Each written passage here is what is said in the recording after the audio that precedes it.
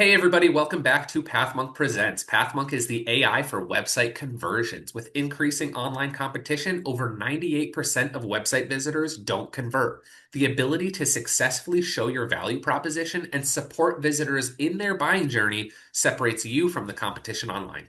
PathMonk qualifies and converts leads on your website by figuring out where they are in the buying journey and influencing them in key decision moments with relevant micro experiences like case studies, intro videos, and much more. Stay relevant to your visitors and increase conversions by 50% by adding PathMonk to your website in seconds, letting the artificial intelligence do all the work, and increase conversions while you keep doing marketing as usual. Check us out on pathmonk.com. Hey everybody, welcome back to PathMonk Presents. We're really excited for today's episode because we've got Wang, the owner of Essence of Email, joining us. How you doing today? I'm doing great. It's pretty cold over here, but otherwise try to stay nice and cozy as you can see. Hopefully, this conversation will keep you nice and warm. So, let's get started.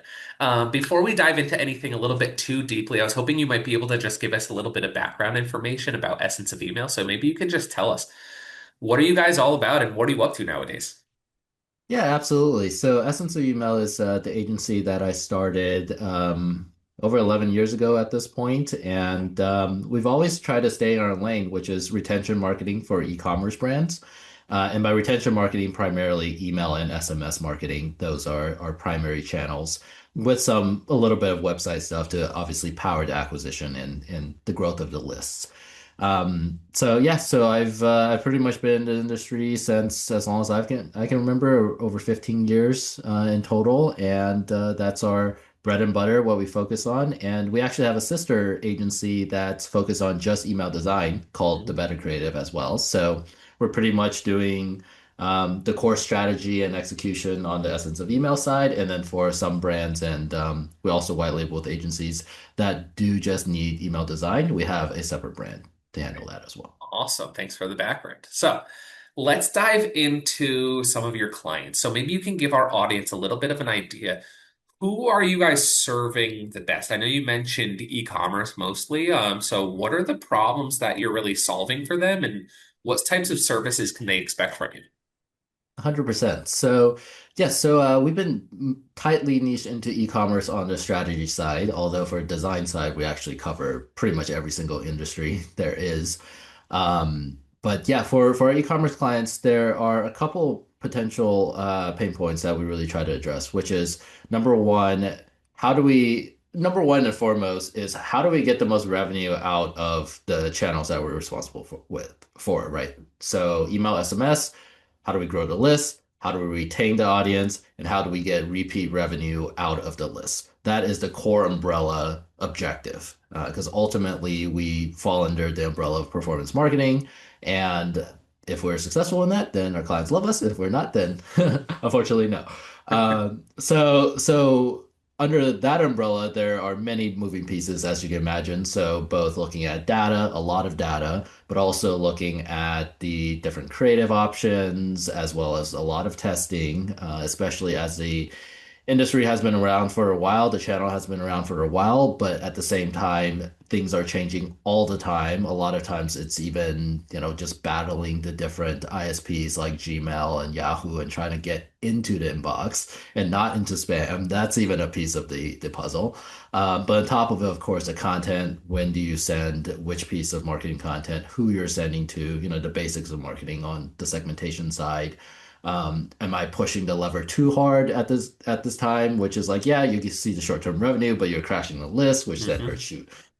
We just came off of Black Friday, Cyber Monday, right? So everybody's been hitting bombarding the list a lot, but now it's like, okay, what's that pullback, and how do we optimize for both the short term and the long term and strike that correct balance? Yeah, So I think any client would just say, strike the iron as many times as you can, right? Like, I want to make money, but it's really important to kind of make sure that for deliverability issues or for whatever it is, you want to make sure that you maintain a long-term balance with your email list, right? So, and I think that's something that a lot of clients usually have a hard time kind of understanding. Why aren't we just sending this to as many people as we can right now, right? I would say it's actually two categories of clients. One, which is what we just talked about, like, hey, why don't we just hit the list real hard?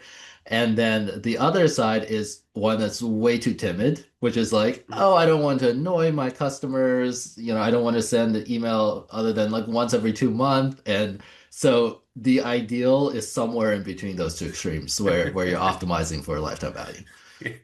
It would be nice if everyone could be within that middle area, right? But it's not going to happen. Speaking of the audience, I want to talk about how you guys are marketing yourselves. So, how are your audience members typically finding out about you? Like, are there any sort of top acquisition channels that you guys have for your own business?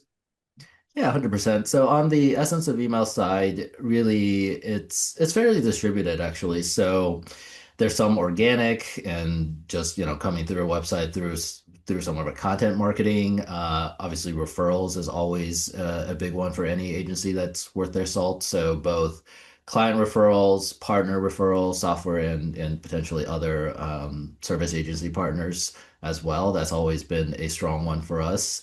And we don't do a lot of paid advertising on the essence of email side, but for the Better Creative service, the design service, we do push Meta Facebook advertising as well as some other media buys. So that's probably the majority of our acquisition channels as of recent. In the past, we did some events, which generate some leads, but it's a bigger lift to be physically present and push the team across multiple events a year. So we've been scaling off of that.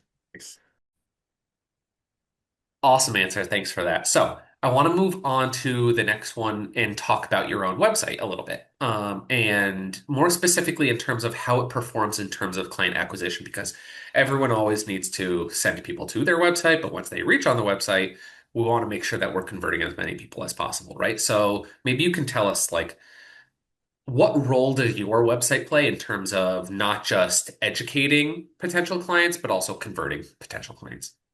Absolutely. So the way we see our website, because we're an agency in the performance marketing space, it's about a supportive role, right? So oftentimes when we're getting the clients on, or the potential leads, I guess, or potential clients on there, they would have already had some traction from our initial acquisition. So what I mean by that is if they're a referral from a partner, from a client, or they've been exposed to our content marketing in general, they're not like completely bare. So when they're coming to a website, really the way we think about it is we want to use it as proof points and to handle some like early objections so that they come into the initial conversation with us via booking a call with a degree of trust and understanding. So really that's how we kind of structure our website where we're pushing into case studies, we're pushing into the going deep on how we work, our strategic like pillars, our philosophies around how we approach the channel, and then having even if you look at the content side, really trying to dive deep into specific um, areas, even as granular as like, 10 things wrong with your DMARC records. And here's like Mhm. example one, we fixed it. This is what the impact was. Example two, So just to sort of build that trust that we are industry experts.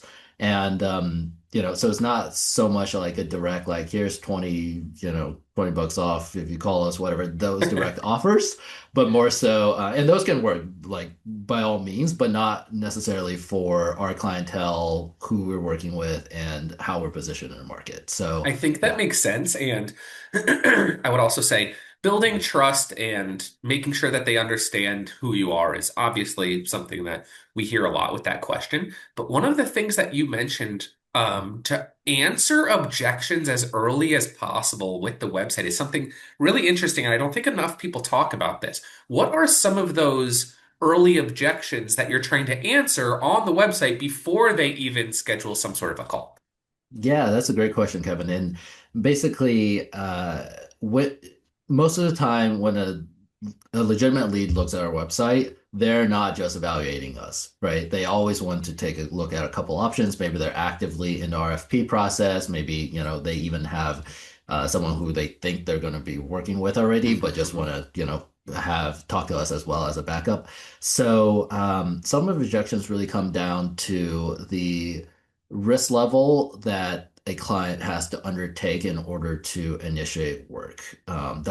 that's one side. Of course, there are many others as well. So things like, hey, if I work with you guys, like, what's the ramp up time? When can I expect the first emails to go out? Does it take a month? Does it take 3 months?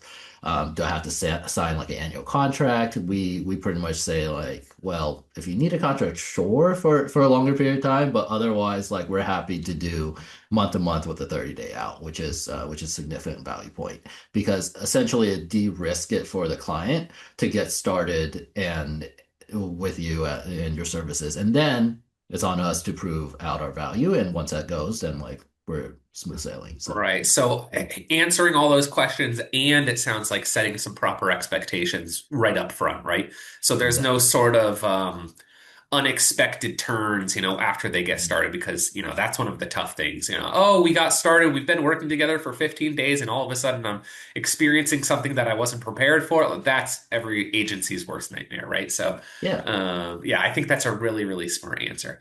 I Yeah, and just want, one more point on that. Sorry to cut you off there, Kevin. But sure. also, for example, right now on that side of business, we're very much boutique, right? So, in fact, I'm still involved in the strategic output for clients. So, we of course have a team for handling a lot of the execution. So that's another point that could be a point of differentiation compared to.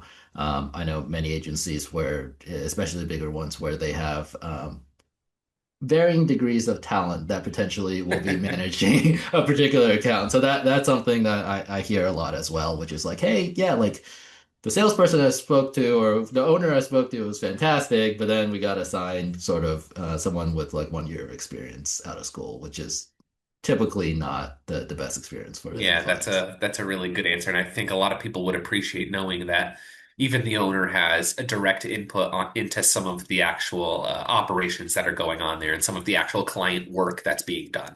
That's really important. To move on to the next section of the conversation, we're going to focus a little bit more on you as an individual and a little bit less on essence of email. And I want to start with a question that still remains a little bit on websites in general, but what do you think makes for a great converting website? I know you're familiar with PathMonk and you know what our tool does, but outside of that, are there any other types of tips or tricks or methods that you might recommend to anyone to have a great converting website? Yes, I would say 3 points: clarity, relevance, and reminders. I think those are the three. So I think above anything else, clarity is the most important thing. Above design, above like, in fact, in our design business, I always say like clarity is most important above all the aesthetics and all the accoutrement, right? And so if you think about some of the old school websites, perhaps, right, even like Craigslist, for example, right, it is not pretty, and there's actually a lot going on, but at the same time, it's like very clear the objective of the website and what happens, right? You post an ad basically or a listing, and so I think when a user lands on your site, the first thing you got to do is you got to make it very clear, like what you are, who you're serving, and what you're providing. And if you miss that, then the rest don't really fall into place because they'll just bounce, right? Secondly, I would say relevance. So, and this can be like site-wide relevance, but also landing page specific relevance and or the messaging, whether it's with PathMonk, obviously there's a good lead in there, or with your marketing messaging, just like you have to be relevant to the specific target audience you're going for. If you're too generic, if you're not speaking to their pain points, if you're not addressing, what's their mindset is, then you're going to lose them, right? So just tossing a word salad out there, like that's usually not preferable as Mhm. well. And thirdly, I would say reminders. So however you can get that going, right? Like if you capture their email address, if you cookie them and retarget them through ads, whatever it is, there's so much noise out there these days that like a good prospect can easily just fall off from that first initial, touch. And you just gotta keep within reason, right? Like don't piss people off too much, but like within reason, you want to keep in front of your interested but prospects that have not quite pulled the trigger to go further down the funnel. So those are the 3 points I would say are important from I a think website. An excellent answer, really detailed. I think that's really, really good. And yeah, I think reminders, especially a great converting website, doesn't necessarily have to mean a conversion on the first attempt, right?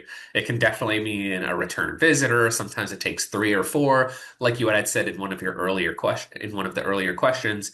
A lot of times people are making comparisons, checking out multiple websites, and that means they're going to be visiting at least once or twice or three times, right? So I think reminders is one that we don't often hear on this podcast when I ask that same question. So, really, really good answer. Next, to focus on you still, what does a typical day look like? Like, what is your day-to-day work typically consisting of?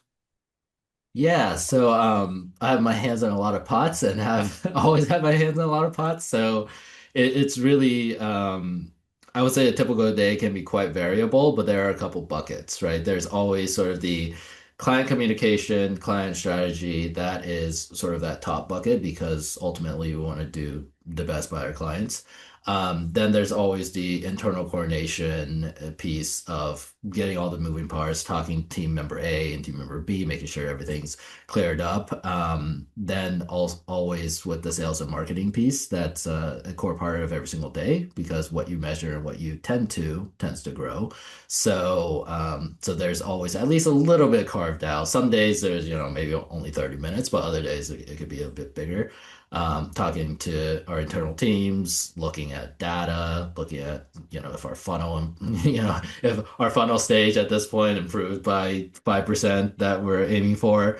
And then, unfortunately, there's admin here and there Oh as yeah, well, always the admin work. which is definitely not my favorite, but talking to the accountant and getting all the paperwork done and contracts and all that. But necessary part of doing business, Yeah, it's yeah, yeah. it's what it is. Especially when you're the owner, you've got to wear those hats, right? Yeah, But it's really good to hear that you guys are obviously putting your clients first. To know that that's bucket number one, I think anyone hearing this would say it's nice to hear that he's putting his clients first. 100%. Next question. I know that we're all always trying to kind of grow and stay up to date and kind of become better marketers. Is there anywhere specific that you like to go in terms of the overwhelming amount of content that's out there? Like, is there any sort of specific podcast or LinkedIn personality that you like to follow, or any sort of place online that you like to consume content? 100%. So I'm not a big social media person, but I'm a big YouTube user. Hmm. And so YouTube for me is really the platform.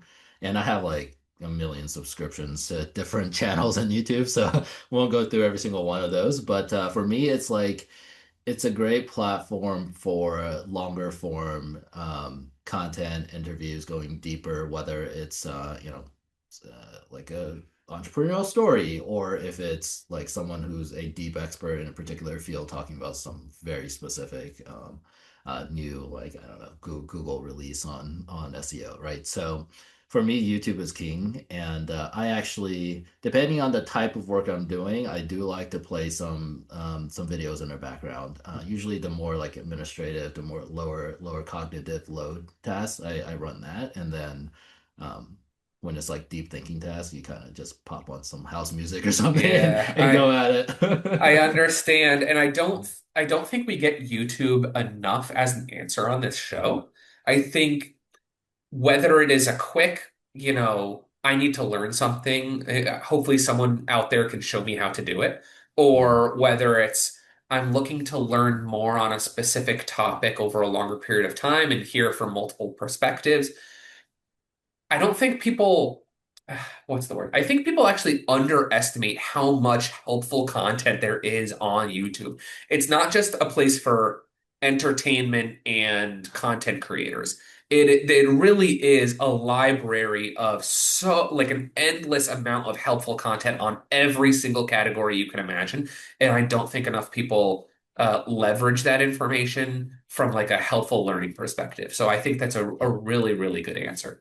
Yeah, and just a side note there, sometimes it's the channels with like 25 views Right. that have the golden nuggets, and maybe the production quality is kind of not there because it's like literally somebody who knows what they're talking about, but like doesn't have the editorial team or whatever to make it all nice and such. So there are nuggets out there where you're like, there are times where I've like literally learned more from like a 15-minute video that had like 15 views than, the some of the more popular ones out I there. couldn't So agree more. I couldn't agree more. Okay. We're moving into kind of like the last section of this call. We consider it kind of like the rapid fire round. So we're looking for kind of like the first type of response that comes to your mind, not necessarily one word answers, but relatively quick responses. And I'll get you started with a relatively easy one. What's the last book that you read? so I am currently reading Milton's Paradise Lost, which is I thought it was going to be super boring, but I'm loving it. Okay. I haven't heard of that one, so I'll have to add it to the reading list. Yes. Next one. If there were no boundaries in technology, and I mean, snap your fingers, total magic, anything is possible, what would be one thing that you would want to have fixed for your role as a marketer today? Yeah, definitely data analytics that becomes prescriptive and not only that, implemented.